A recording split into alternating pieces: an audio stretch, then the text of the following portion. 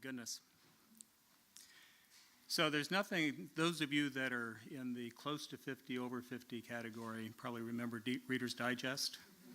Well, I think of this as a Peter's Digest. Right? How do you take a condensed version of something, your life, and make it smaller than the condensed version that you might see in Reader's Digest?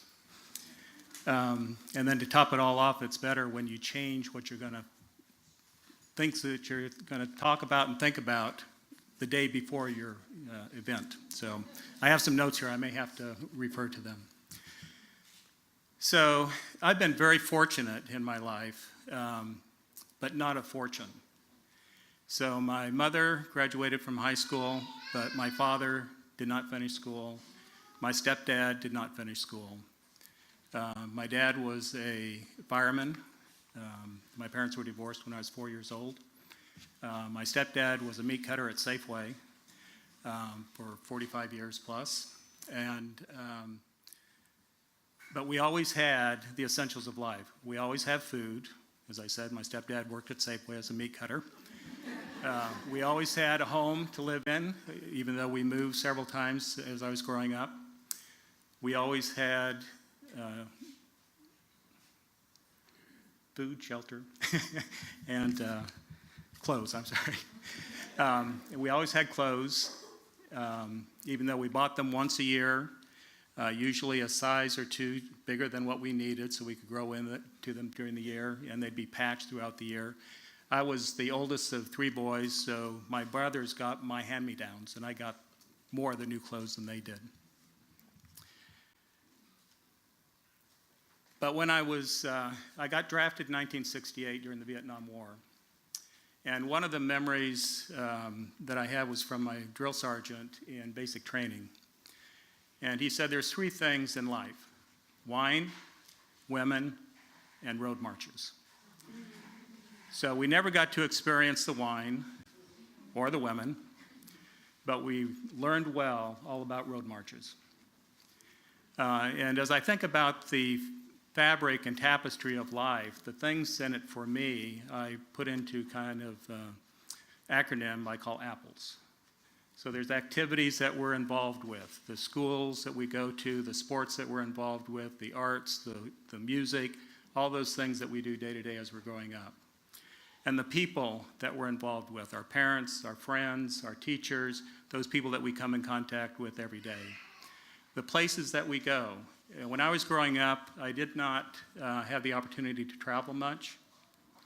But after I graduated from high school, started college, was drafted, I began to see places and people around the world that kind of opened my eyes to what the new horizons could be and the cultures and things that life has to offer and make it more exciting to be in this world. A lot of my life also has been luck, to be in the right place at the right time, just to be born and living in this era where we have electricity, running water, indoor bathrooms. In education, I went through college when I could afford. I worked my way through school, but when I finished school, it was paid for and I had no debts. These are things that I didn't have a lot of control over, but I feel very fortunate to have lived in this era. Additionally, I went to school. I got a degree in speech pathology and audiology, but as I worked through the latter years, I got a job in IT, information technology.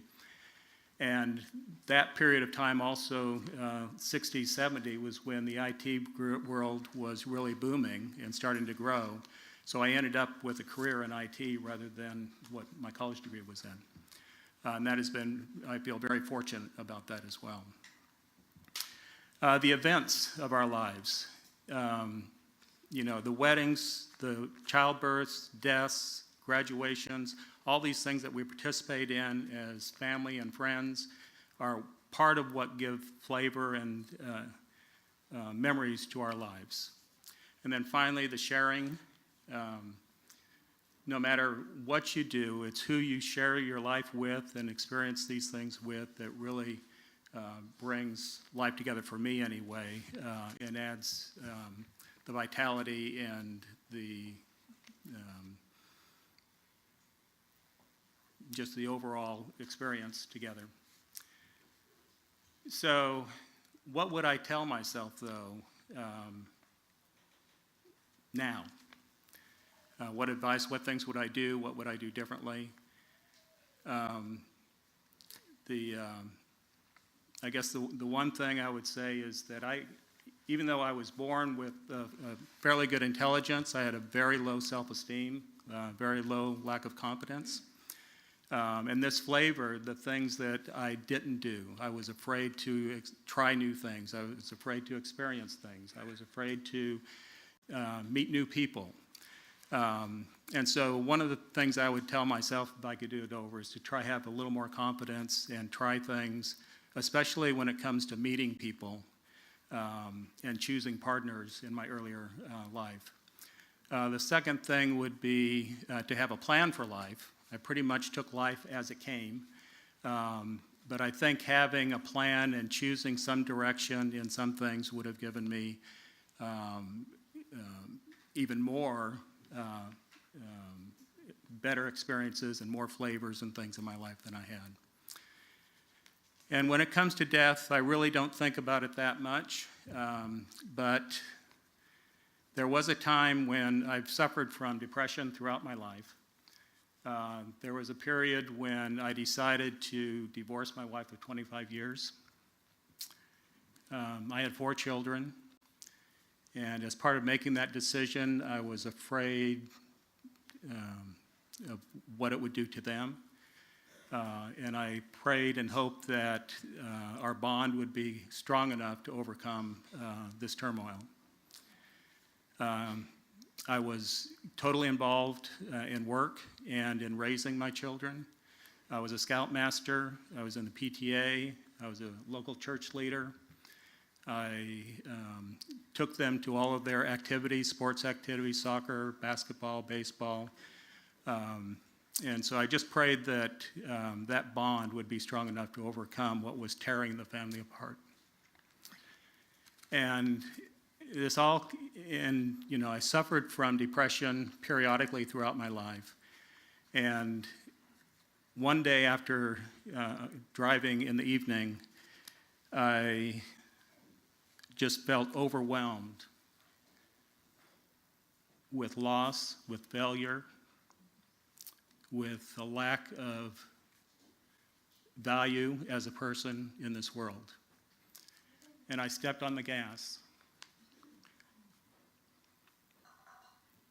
And I looked for a pole, a tree, a cliff, anything I could run into and smash the car. And I rode, I drove, I sped up. I thought, will I? Will I not? And then I decided no. And that decision just released everything from me. I started to calm down. I drove home. I now have the strongest relationship with my kids. And so what do I think of death? It's going to happen. But in the meantime, I'm enjoying the apples of my life. The people, the things that I do. I've taken up photography as a hobby, and it's provided me a new way of looking at life through a different lens. And I have a wife and partner of 10 years who I'm able to share a life with, and for that I am indeed fortunate. Thank you.